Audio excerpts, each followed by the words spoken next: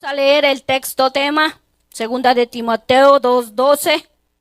Cuando todos los tengan, digan un amén. Y dice así la palabra en el nombre del Padre, del Hijo y de su Santo Espíritu. Si sufrimos, también reinaremos con Él. Si le negaremos, Él también nos negará. Gracias, Señor. Pueden sentarse, hermanos.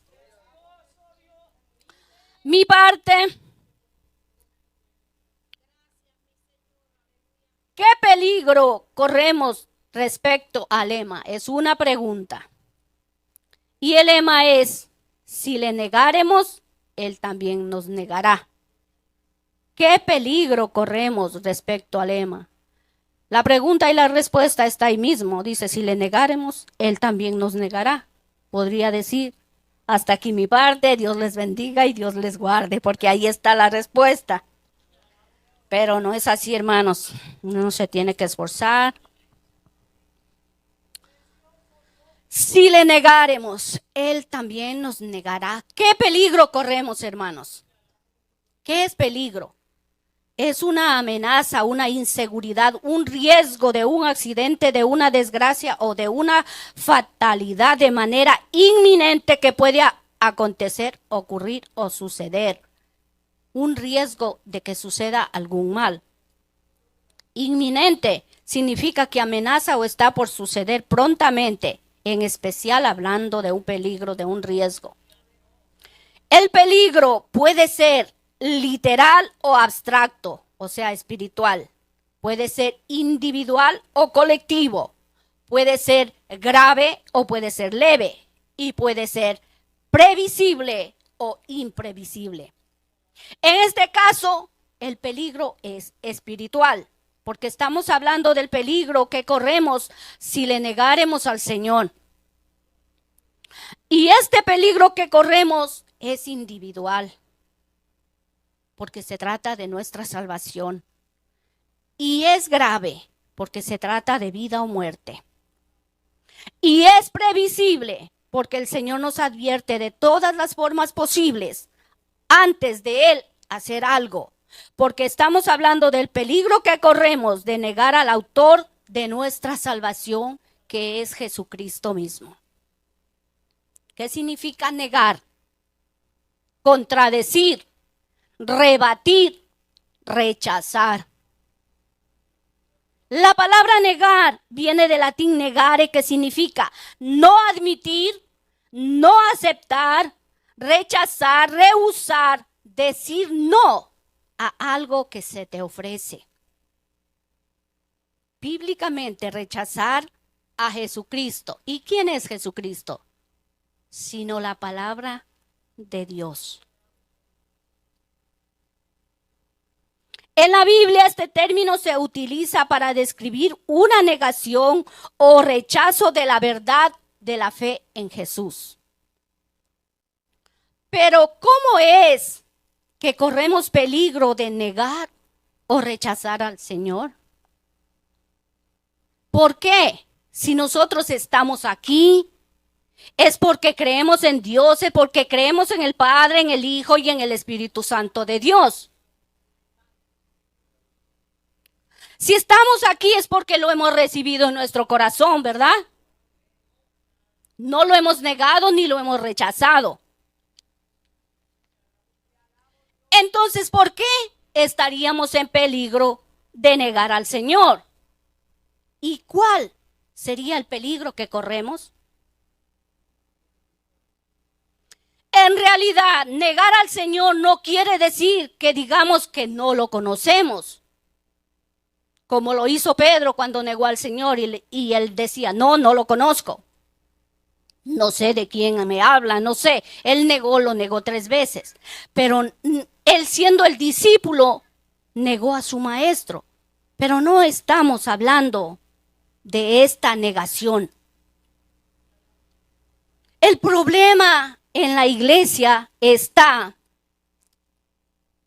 en que decimos ser sus siervos, decimos ser sus hijos, decimos que Él es nuestro Dios y nuestro Señor. Y lo alabamos, y gloria a Dios y aleluya.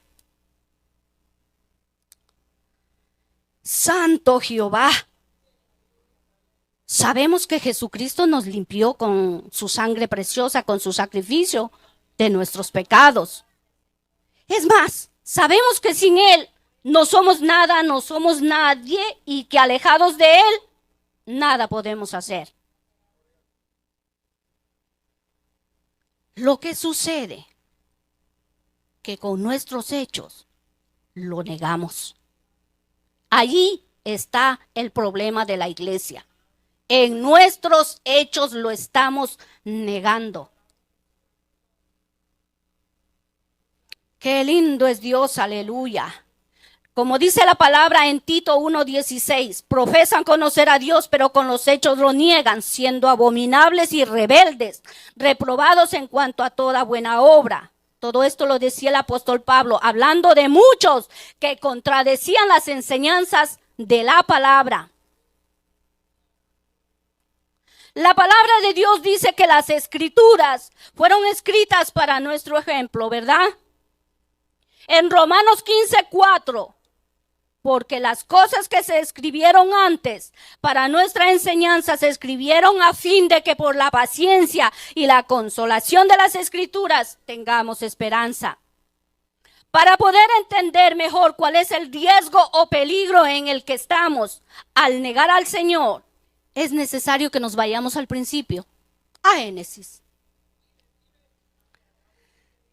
Desde la creación del hombre. En Génesis 2, del 15 al 17, dice así la palabra. Tomó pues Jehová Dios al hombre y lo puso en el huerto de Edén para que lo labrara y lo guardase.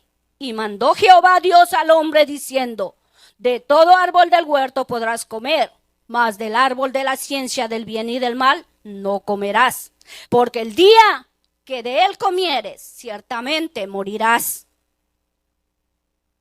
¿Cuál fue el peligro que ellos corrían desde el principio? La muerte. Desde el principio. El peligro era la muerte. ¿Pero qué fue lo que sucedió? Eva fue tentada y desobedecieron las órdenes dadas por Jehová Dios. O sea, desobedecieron su palabra. Entonces nos damos cuenta cómo desde el principio el hombre ha negado o ha rechazado la palabra de Dios. Ha rechazado sus ordenanzas. ¿Y en qué terminó? En muerte. Ellos sabían quién era Dios, pero decidieron ignorar su palabra, decidieron ignorar sus órdenes. Después vemos al pueblo de Israel, pueblo escogido por Dios. Dios los sacó de la esclavitud con grandes señales y prodigios. Pero, ¿qué sucedió apenas entraron en el desierto? Santo, empezó la queja. Querían volver a Egipto, a la esclavitud. Tenían hambre, tenían sed. Dios en su misericordia les suplió, pero pronto se cansaron del maná porque querían carne. Y Dios les cumplía el deseo de su corazón. Pero ellos no se daban cuenta del peligro que corrían al tener esos deseos en su corazón. Porque todos cayeron prostrados en el desierto y murieron. Dios les había prometido sacarlos y llevarlos a una tierra que fluía leche y miel. Pero ellos decidieron rechazar la palabra de Dios, rechazar sus promesas y murieron todos en el desierto, ya sea por una causa o por otra. Pero no entraron a la tierra prometida, excepto Caleb y Josué de esa generación. En el Salmo 78, 10, 11, 18 y 19, todo el Salmo 78 es como que estuviera relatando toda la historia desde la salida del pueblo de Israel, pero yo solo les voy a leer unos versículos. Dice así: no guardaron el pacto de Dios ni quisieron andar en su ley, sino que se olvidaron de sus obras y de sus maravillas que les había mostrado, pues tentaron a Dios en su corazón pidiendo comida a su gusto y hablaron contra Dios diciendo, ¿podrá poner mesa en el desierto? Y de ahí siguen. El verso 34-39 dice, si los hacía morir, entonces buscaban a Dios, entonces se volvían solícitos en busca suya. Y se acordaban de que Dios era su refugio y el Dios Altísimo su redentor. Pero le lisonjeaban con su boca y con su lengua le mentían, pues sus corazones no eran rectos con él, ni estuvieron firmes en su pacto. Pero él, misericordioso, perdonaba la maldad y no los destruía, y apartó muchas veces su ira y no despertó todo su enojo. Se acordó de que eran carne, soplo que va y no vuelve. El 41 dice, y volvían y tentaban a Dios y provocaban al Santo de Israel. Pero ¿qué sucedió con esa nueva generación que sí entró a la tierra prometida? Hizo lo mismo. Pronto se olvidaron de la ley que les fue dada por Dios en el desierto y todo lo que Dios había hecho por ellos para irse en pos de otros dioses. Dice el Salmo en el mismo 78, 56 al 59. Pero ellos tentaron y enojaron al Dios Altísimo y no guardaron sus testimonios, sino que se volvieron y se rebelaron como sus padres, se volvieron como arco engañoso, le enojaron con sus lugares altos y le provocaron a celo con sus imágenes de talla. Lo oyó Dios y se enojó y en gran manera aborreció a Israel. También recordemos cómo pidieron rey que reinase sobre ellos en 1 Samuel 8:7. Y dijo Jehová a Samuel, oye la voz del pueblo en todo lo que te digan, porque no te han desechado a ti, sino a mí me han desechado, para que no reines sobre ellos. El pueblo honraba a Dios solo de labios. En Isaías 29:13 dice pues el Señor, porque este pueblo se acerca a mí con su boca y con sus labios me honra, pero su corazón está lejos de mí y su temor de mí no es más que un mandamiento de hombres que les ha sido enseñado. En Ezequiel 33:31 y 32. Y vendrán a ti como viene el pueblo, y estarán delante de ti como pueblo mío, y oirán tus palabras, y no la pondrán por obra. Antes hacen halagos con sus bocas, y el corazón de ellos anda en pos de su avaricia. Y he aquí que tú eres a ellos como cantor de amores, hermoso de voz y que canta bien, y oirán tus palabras, pero no las pondrán por obra. Si nos damos cuenta en este tiempo, la llamada iglesia de Cristo está peor que el pueblo de Israel en aquel tiempo.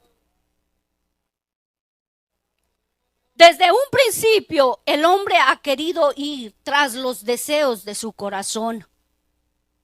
En Génesis 3:6 dice la palabra, y vio la mujer que el árbol era bueno para comer y que era agradable a los ojos, y árbol codiciable para alcanzar la sabiduría, y tomó de su fruto y comió, y dio también a su marido, el cual comió así como ella. La codicia. ¿De dónde salen todas estas cosas sino del corazón? Fue un deseo de su corazón. El pueblo de Dios lo tentó en su corazón. En Salmo 78:18 que leí hace un momento, pues tentaron a Dios en su corazón, pidiendo comida a su gusto. Deseos de su corazón. Jeremías 6:16 y 17. Así dijo Jehová, paraos en los caminos y mirad y preguntad por las sendas antiguas cuál sea el buen camino y andad por él y hallaréis descanso para vuestra alma. Mas dijeron, no andaremos. Puse también sobre vosotros atalayas que dijesen, escuchad al sonido de la trompeta. Y ellos dijeron, no escucharemos. En Jeremías 18:12, y dijeron, es en vano, porque en pos de nuestros ídolos iremos y haremos cada uno el pensamiento de nuestro malvado corazón. Dios nunca quiso que el hombre muriera. Por eso siempre les hablaba a través de sus profetas. Pero el pueblo de Dios siempre ha sido rebelde. Siempre en pos del deseo de su corazón. En Jeremías 9, 13 y 14, dijo Jehová, porque dejaron mi ley, la cual di delante de ellos, y no obedecieron a mi voz, ni caminaron conforme a ella. Antes se fueron tras la imaginación de su corazón, y en pos de los Baales, según les enseñaron sus padres. Entonces Dios en su misericordia, sabemos que envía su palabra viva, personificada en su Hijo Jesucristo. Qué lindo es Dios. Puesto que no escuchaban a los profetas, Él dice no escuchan mi voz a través de mis siervos, pues ahora voy a enviar mi propia palabra viva. Y la envía en la persona de su Hijo. Y el Verbo se hizo hombre. En Mateo 17:5 dice, mientras él aún hablaba, una nube de luz los cubrió, y he aquí una voz desde la nube que decía, este es mi Hijo amado, en quien tengo complacencia, a él oíd. Esto fue en la transfiguración, a él oíd. Pero el pueblo de Dios tampoco lo escuchó a su Hijo, ni siquiera porque la palabra se personificó. No lo escuchaban. En Mateo 15:8 también dijo el Señor, este pueblo de labios me honra, mas su corazón está lejos de mí. Pero ahora en este tiempo, la cosa se complicó más, porque ahora somos salvos por gracia, por medio del sacrificio de nuestro Señor Jesucristo. Y la palabra de Dios dice en Hebreos 10, 26 al 29, porque si pecaremos voluntariamente después de haber recibido el conocimiento de la verdad, ya no queda más sacrificio por los pecados, sino una horrenda expectación de juicio, de hervor de fuego que ha de devorar a los adversarios. El que viola la ley de Moisés por el testimonio de 2 o 3 testigos muere irremisiblemente. ¿Cuánto mayor castigo pensáis que merecerá el que pisoteare al Hijo de Dios y tuviere por inmunda la sangre del pacto en la cual fue santificado e hiciere afrenta al Espíritu de gracia? Así como el pueblo de Israel se encontraba en ese tiempo, así en este tiempo se encuentra la iglesia de Jesucristo. Es más, está peor. La iglesia prefiere volver a esa esclavitud del mundo como Israel quería volver. ¿Y saben para qué? Porque quieren estar cómodos.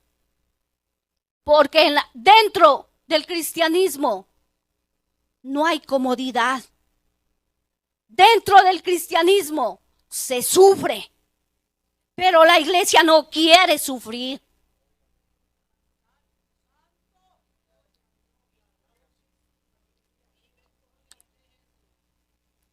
Teniendo su trabajo y trabajando, quieren trabajar las horas que ellos quieren, que el dinero no les falte porque quieren comer y comer y comer, estar cómodos, que no les falte la comida, eso sí. Que tengan su carro, su casa, todo lo material, quieren estar cómodos. La iglesia de hoy quiere estar cómoda. Y no quieren cruzar los desiertos que hay en su vida.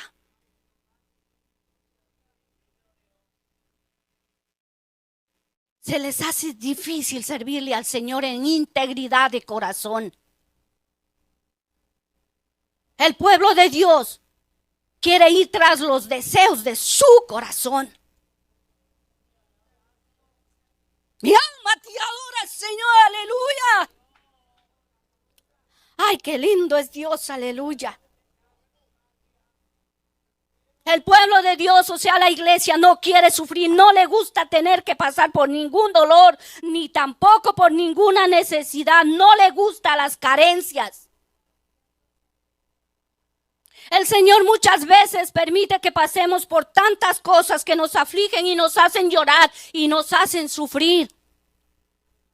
Pero lo hace para probar nuestro corazón, para ver si en la necesidad o en la aflicción seguimos siendo fieles y seguimos alabando y glorificando su nombre a pesar del dolor que estemos pasando. Y es ahí donde la iglesia se cuelga.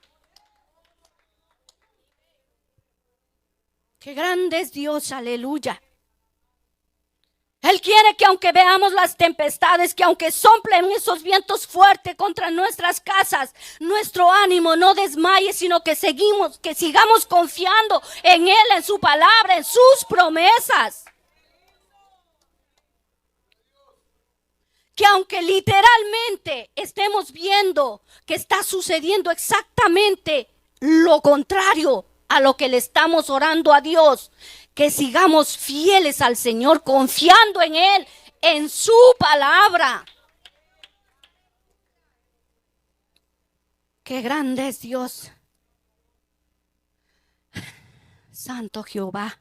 Nuestro deber es que sigamos confiando en Él, que todo pasará, que solamente es una leve tribulación momentánea, pero la iglesia en ese momento nos colgamos, no pensamos a ti, se nos olvida la palabra de Dios. Y es como que esa tribulación nos va a durar por años.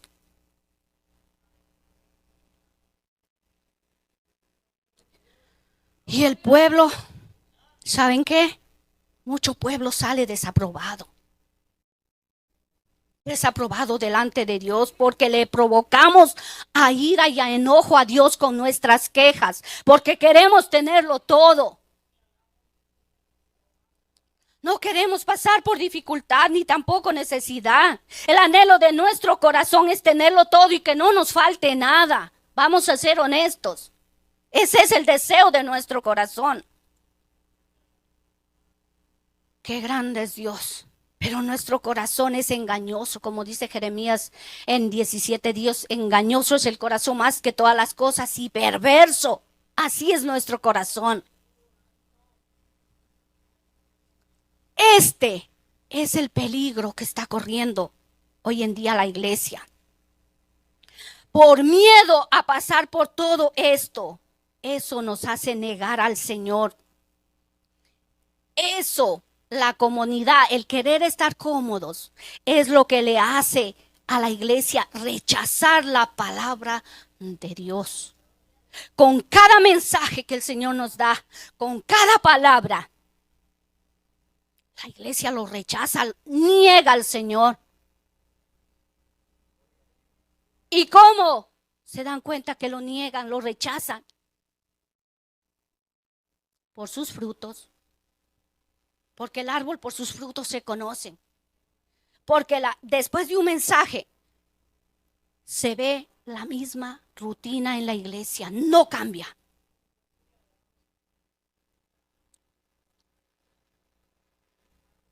Estamos en un grave problema, iglesia, porque estamos en peligro de muerte.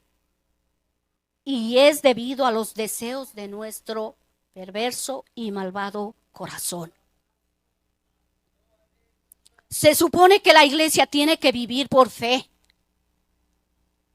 Se supone que la iglesia tiene que esperar siempre en su misericordia.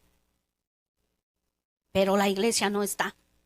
Está negando al Señor con sus hechos. Y saben que aunque no se les vea, el Señor está viendo en su corazón cuando cada mensaje estás rechazando. Cuando en cada mensaje en tu corazón, porque las palabras no salen por tu boca, pero allí, en ese corazón que el Señor lo puede ver todo, allí estás rechazando, porque al día siguiente sigue con la misma rutina. No hay un cambio.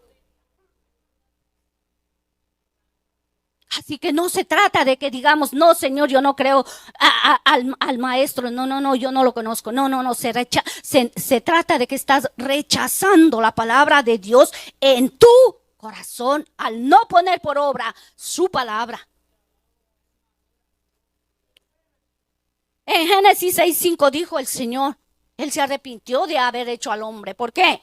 Porque vio Jehová que la maldad de los hombres era mucha en la tierra y que todo designio de los pensamientos del corazón de ellos era de continuo solamente al mal. El pueblo de Dios, o sea, la iglesia en este tiempo está teniendo en poco la palabra de Dios, a Cristo mismo, porque Cristo es la palabra de Dios. Cada mensaje, cada orden que el Señor da a través de los líderes, siguen en la misma condición, no obedecen. ¿Hay vigilia? ¿Hay ayuno? No todos obedecen. ¿Hay clamor? No todos.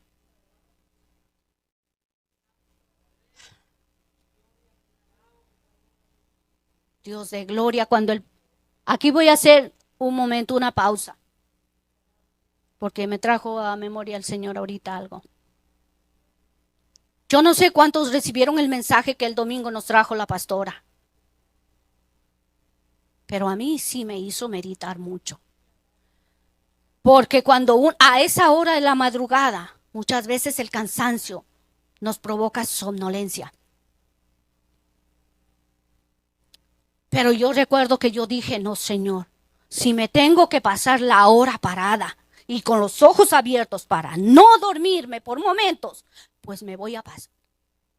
Y lo hice. Porque ¿sabes qué? Tiene uno temor de la palabra, tiene temor de seguir en la misma condición. Y en un sueño, miren, hermanos,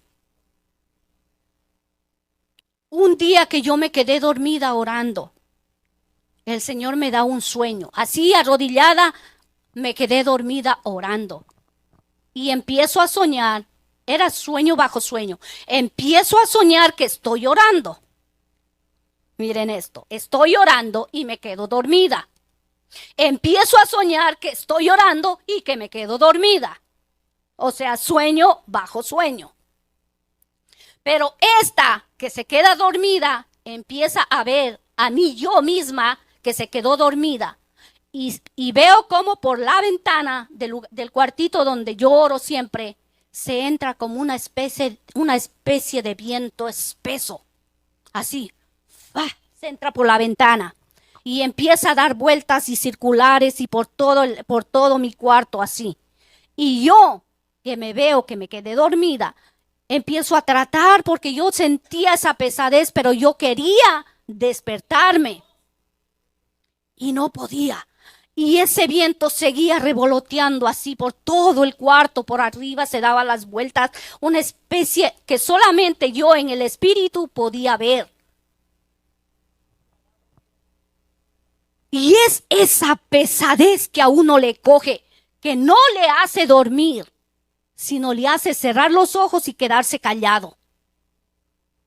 Es una potestad bien fuerte, no es cualquier demonio. Y no estamos luchando, no está luchando la iglesia, no está luchando para dominar, para poder orar. Es algo fuerte, fuerte, fuerte.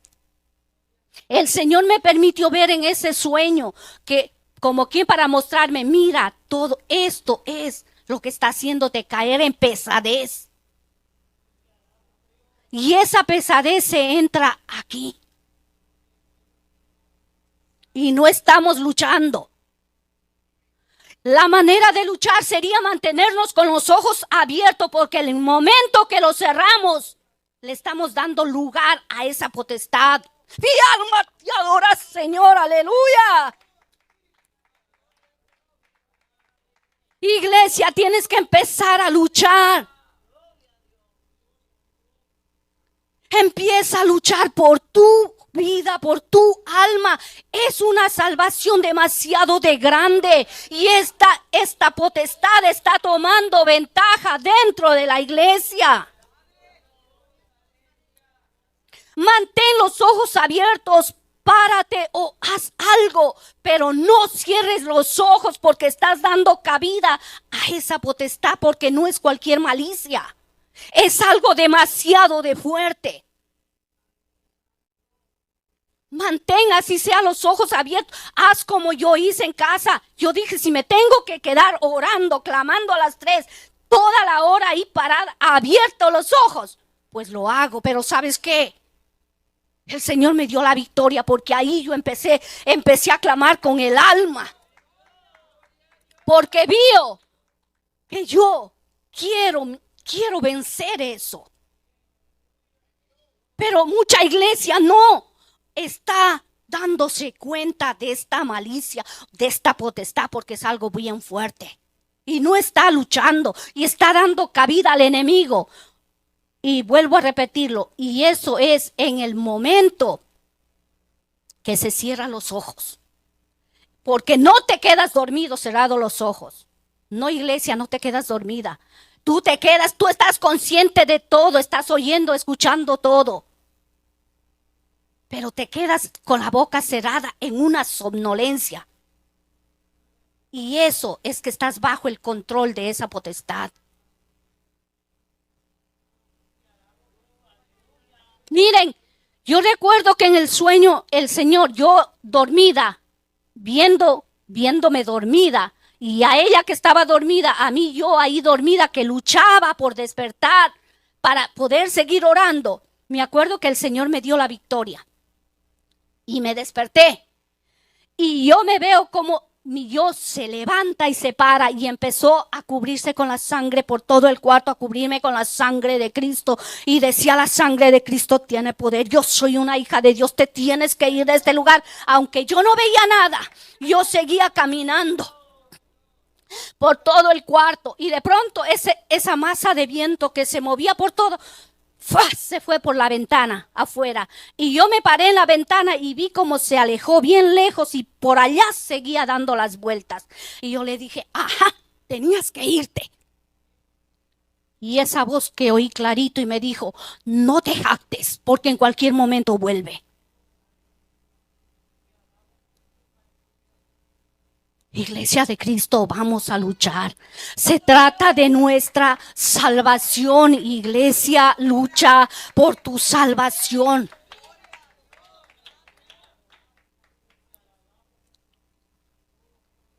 Santo, la iglesia sigue en la misma condición, con el mismo afán de cada día, pero no está poniendo por obra la palabra que escucha. Es en su corazón que está rechazando la palabra de Dios. Y Él está mirando todo, porque delante de Él todas las cosas están desnudas y descubiertas, dice, delante de aquel a quien tenemos que dar cuenta. La iglesia de hoy está igual que cuando a Jeremías le decía, no escucharemos, no andaremos. Pero no lo dicen con sus palabras, sino con sus hechos. En ese tiempo decían con palabras, pero en este tiempo lo están rechazando, están diciendo con sus hechos, al seguir en el mismo afán y en la misma rutina.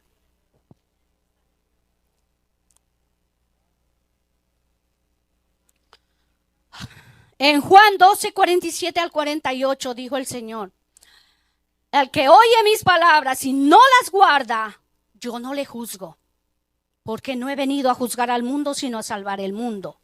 El que me rechaza y no recibe mis palabras, tiene quien le juzgue. La palabra que he hablado, ella le juzgará en el día postrero.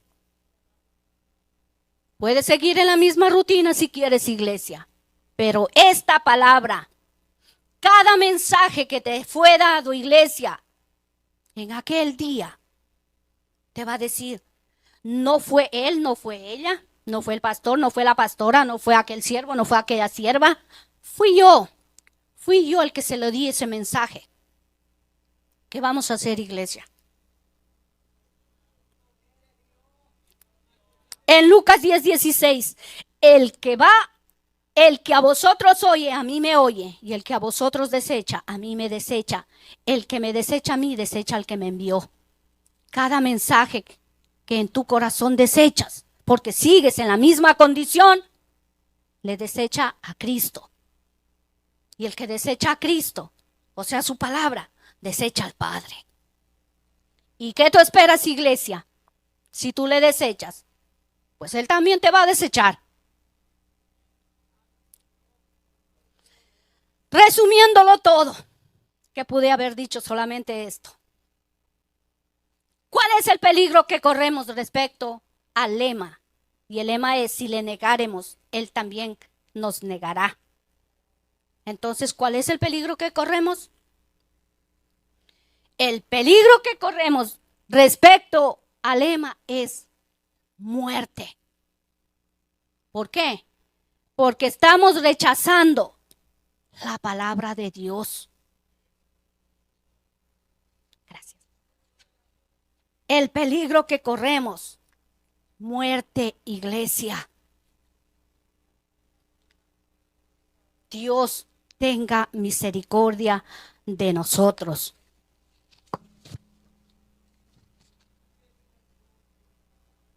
Porque si le negáremos, Él también nos negará.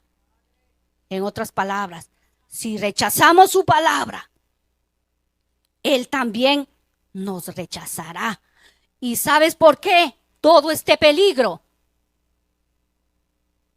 Porque la iglesia sigue los deseos de su malvado corazón. Hasta aquí la palabra que el Señor me dio. Dios les bendiga.